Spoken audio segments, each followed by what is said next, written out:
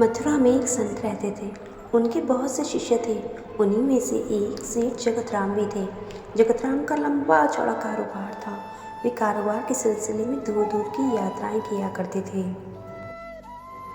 एक बार वे कारोबार के सिलसिले में कन्नौज गए।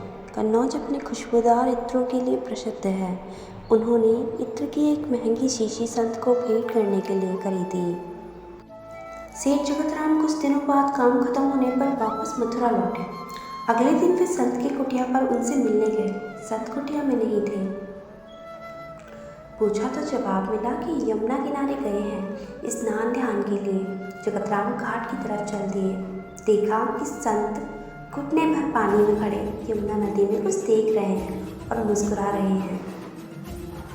तेज चाल से वे संत के नज़दीक पहुँचे। प्रणाम करके बोले, आपके लिए कन्नौज से इत्र की शीशी लाया हूँ। संत ने कहा, लाओ तो। सेठ जगतराम ने इत्र की शीशी संत के हाथ में दे दी। आगे की कहानी सुनकर तो चौंक ही जाएंगे आप। संत ने तुरंत वह शीशी खोली और सारा इत्र यमुना नदी में डाल दिया और मुस्कुराने लगे। जगतराम यह दृश्य देखकर उदास हो गए और सोचा, एक बार भी मेरा इत्र इस्तेमाल नहीं किया, सूखा भी नहीं और पूरा इत्र यमुना में डाल दिया। वे कुछ न बोले और उदास मन से घर वापस लौट गए। कई दिनों बाद जब उनकी उदासी कुछ कम हुई तो वे संत की कुटिया में उनके दर्शन के लिए गए। संत कुटिया में अकेले आंखें मूंदे बैठे थे और भजन गुनगुना रहे थे।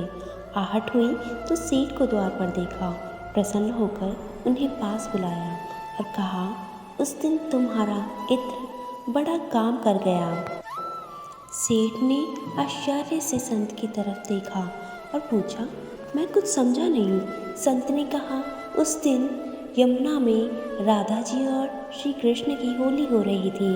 श्री राधा जी ने श्री कृष्ण के ऊपर रंग डालने के लिए जैसे ही बर्तन में पिचकारी डाली, उसी समय मैंने तुम्हारा लाया इत्र बर्तन में डाल दिया।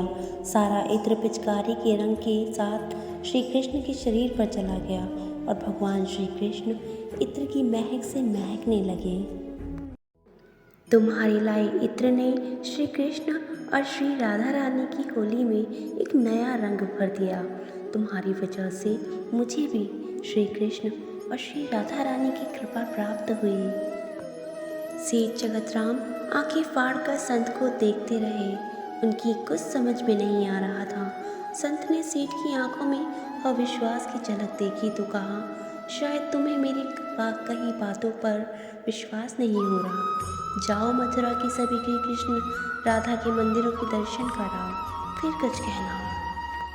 सेठ जगतराम मथुरा में स्थित सभी श्री कृष्ण राधा के मंदिरों में गए।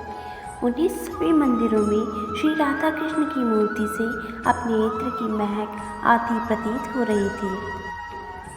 सेठ जगतराम का इत्र श्री कृष्ण और श्री राधा रानी ने स्वीकार कर लिया था। वे संत की कुटिया में वापस लौटे, संत के चरणों में गिर पड़े और फूट फूट कर रोने लगे। उनकी आंखों से आंसुओं की धार बहने लगी। संत की आंखें भी प्रभु की लीला देख भर आई। इसलिए सदैव ध्यान रहे कि संत महात्मा भले ही हमारे जैसे दिखते हो, रहते हो, लेकिन वे हर वक्त ईश्वर में मन लगाए रहते हैं। वह अपनी भक्ति में कभी कोई कमी नहीं छोड़ते। उन संत की भांति हमें भी यह अधिकार प्राप्त हो सकता है यदि हम अपने ईश्वर की भक्ति करें, उनका नाम स्मरण करें।